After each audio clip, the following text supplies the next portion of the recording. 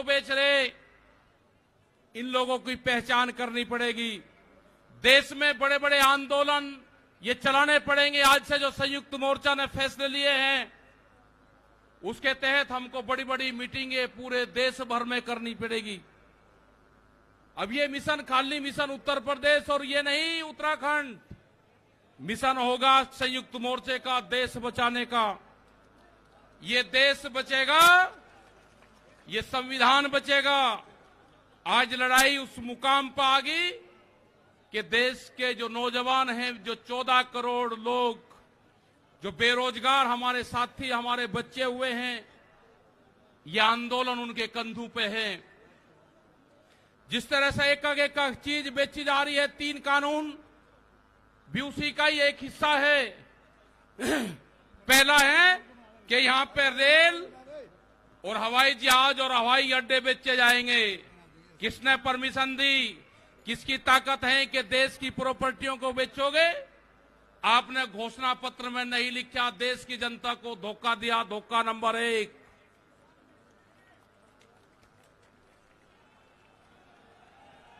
धोखा नंबर 2,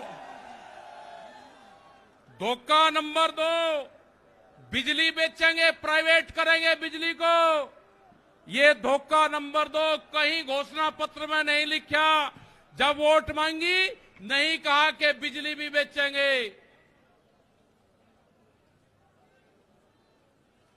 ये सड़क बेचेंगे, पूरी सड़कों पर टैक्स लगेगा और एनएच के आसपास 500 मीटर तक अपनी कोई चाय की दुकान और गुमटी भी नहीं लगा सकता। अगर किसी ने चाय का खोखा रखा तो वह जमीन उसकी गांव समाज में निहित होगी। ये सड़कों को बेचने का काम करेंगे। ये देख लेना क्या क्या चीज बिक्री है। ये सेल फॉर इंडिया का बोर्ड देश में लग चुका है।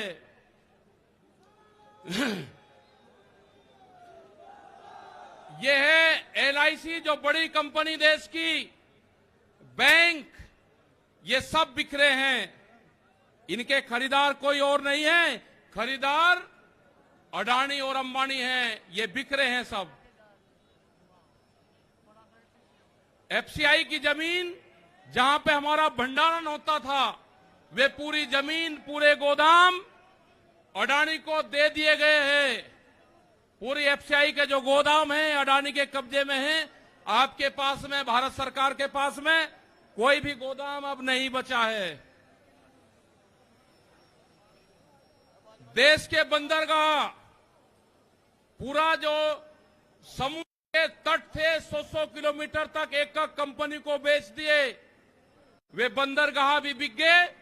ये भी आपको जानकारी होनी चाहिए। वहां पे जो मछली पालन किसान हमारा था, जो नमक का किसान हमारा था, खत्म हो गए। बड़े बड़े बंदरगाह वहां पे बिक चुके हैं।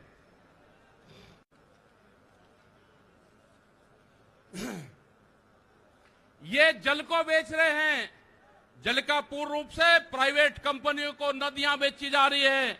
जो नदियां, जो जल हमारी जीवन रेखा होती थी, उनको बेचने का काम पूरे देश में करा जा रहा है।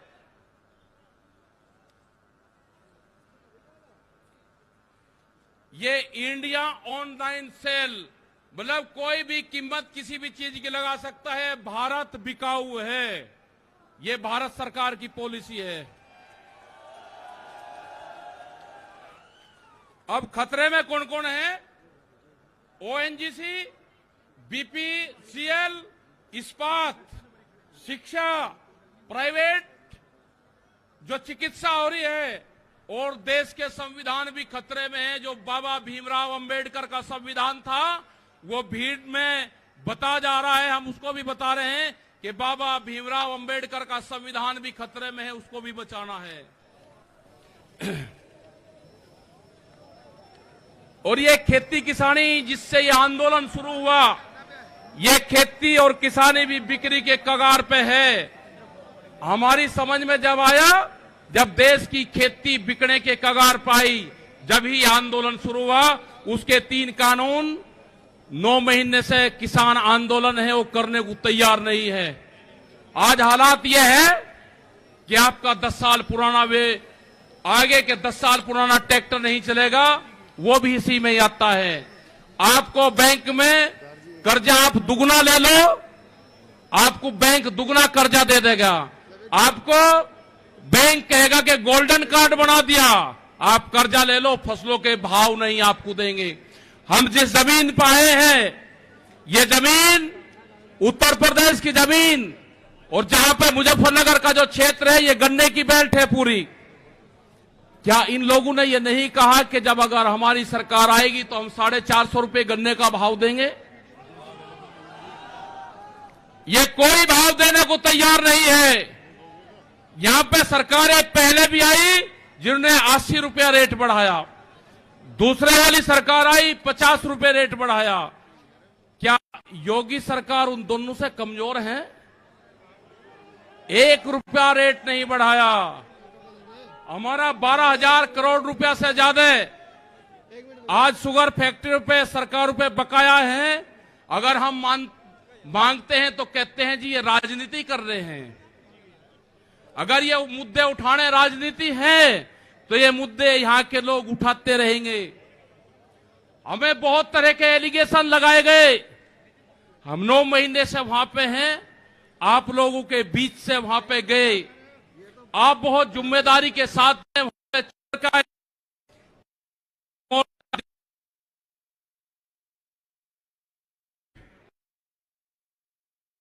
तो सिर्फ संयुक्त मोर्चा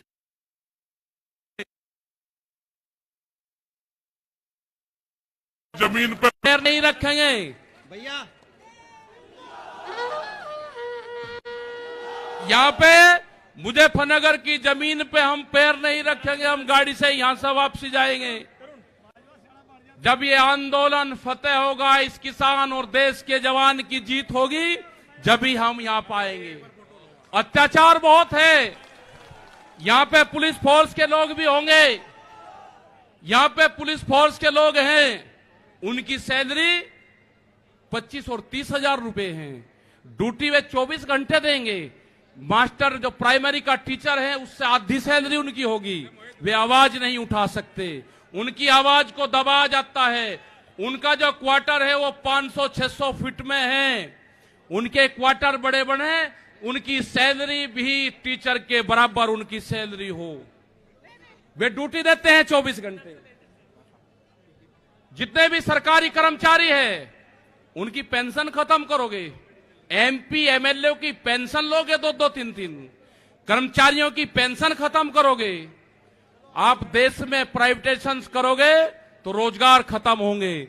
हमारी समझ में एक बात नहीं आई, जो बड़ी बड़ी कंपनी 67,000 और 1 लाख करोड़ रुपया सरकार का लेकर भाग जाती है, उन्हीं को ही फिर बड़े बड़े संस्थाएं बेच रहे हैं। वो पैसा कहां जा रहा है? अगर पूरे हमारे संस्थाओं के रेलवे बिक्री है, रेल के 4.5 लाख कर्मचारी बेरोजगार होंगे। मैंने जो सफाई कर्मचारी है उनसे बातचीत करी, रेलवे के या किसी भी नगर पालिका के हों, 5 और 6 हजार रुपए में वे सफाई कर्मचारी बार्मिक समाज के लोग नौकरी करेंगे। यहाँ पे अगर ठेका पड़ता होगी तो रोजगार जाएंगे। अगर प्राइवेट कंपनी के हाथ में ये कंपनी आ जाएगी, जिस तरह से रेलवे गई, 4.5 लाख कर्मचारी बेरोजगार होंगे। जो रेहड़ी पटरी के लोग अपना रोजगार चलाते थे, वे 4.5 करोड़ लोग हैं, वे बेरोजगार होंगे। बड़ी बड़ी एमेजॉन जैसी कंपनी आ रही है जो इस देश में व्यापार करेंगी, इस देश में मॉल खुलेंगे। वे हमारे मजदूर भाई कहां जाएंगे? ये उनकी भी लड़ाई है। ये लड़ाई जितनी भी संस्थाएं बिक्री है उसकी लड़ाई है। और आपने आगे की और हम बात बता देना चाहते हैं, ये लड़ाई शुरू हुई 3 काले कानून से। ये लड़ाई शुरू हुई एमएसपी पे गारंटी कानून से। हमने एक ही जिले का एक डाटा भारत सरकार को दिया, यहां उत्तर प्रदेश के अधिकारियों को दिया, यहां के मुख्यमंत्री को दिया। रामपुर जिले में जो मंसूरी धान की खरीद होती है वो बिहार में पैदा होता है, उसको बेच रहा है यहां पे। वो पंजाब जाता है, हरियाणा जाता है। बड़े व्यापारी का धान फसलें एमएसपी पे बिकती है, किसान की 10 से और 15% बिकती है। यह आपको समझना होगा। पूर्ण रूप से फसलों के दाम नहीं तो वोट नहीं, ये नारा लगाना पड़ेगा। फसलों के दाम नहीं तो वोट नहीं, जब तक इस सरकारों को वोट की चोट नहीं दोगे, ये दोनों बाहरी लोग हैं, इनको यहां से जाना होगा। अमित शाह, मोदी और योगी ये चुनाव जीत का है, ये उत्तराखंड से चुनाव जीत के प्रधानमंत्री बने, कोई ऐतराज नहीं। उत्तर प्रदेश की जमीन से जीत के गुजरात में गुंडागर्दी के दम पे आना हो, वहां पे पुलिस स्टेट है, वहां पे जीत के देश का प्रधानमंत्री बने, कोई ऐतराज नहीं है। लेकिन उत्तर प्रदेश की जमीन पे ये दंगा करवाने वाले लोग हैं, इनको यहां पे बर्दाश्त यहां की जनता नहीं करेगी। ये मिशन जो संयुक्त मोर्चे का है, ये तय हो चुका है और हम मोर्चा नहीं छोड़ देंगे। अगर हमारे को शहीद होना पड़ेगा तो हम मोर्चे पर होएंगे, या तो जीत का आएंगे, बगैर जीते नहीं आएंगे वापसी। ये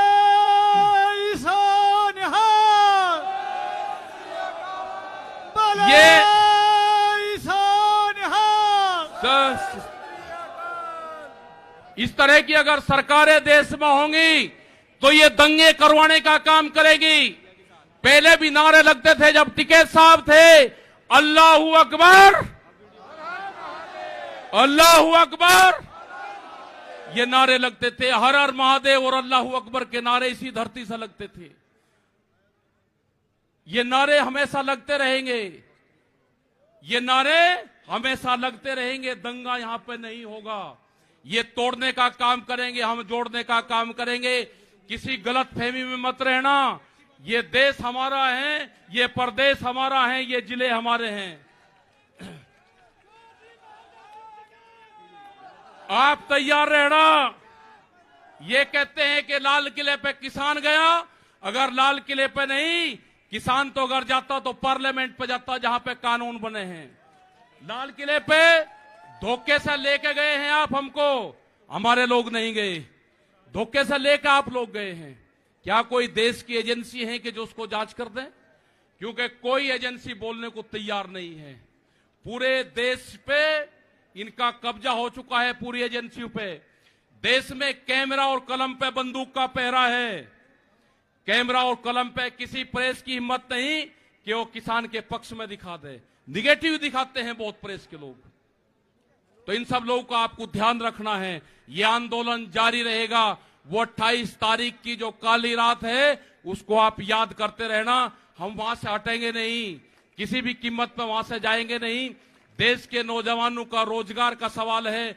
450 रुपया क्विंटल गन्ने का इन्होंने भाव की बात करी थी, वो चाहिए हमको फसलों पे एमएसपी की गारंटी चाहिए। प्रधानमंत्री ने कहा कि 2022 में फसलों के रेट दुगने होंगे, आमदनी दुगनी होगी। 3 महीने की बात रहेगी है, 1 जनवरी से बिकने वाली फसलें दुगने रेट पे बेचेंगे। ये प्रचार हम करेंगे, हम जाएंगे देश की जनता के बीच में। पूरे देश में संयुक्त मोर्चा आंदोलन करेगा। और हमने बार बार कहा कि हमारे पंच भी यही है और हमारा मंच भी वही है। आपने बात सुनी, ये 20 लाख से ज्यादा लोग मुजफ्फरनगर की जमीन पाए। इन सब का बहुत बहुत धन्यवाद, सभी वॉलंटियरों का धन्यवाद। अभी हमारे कुछ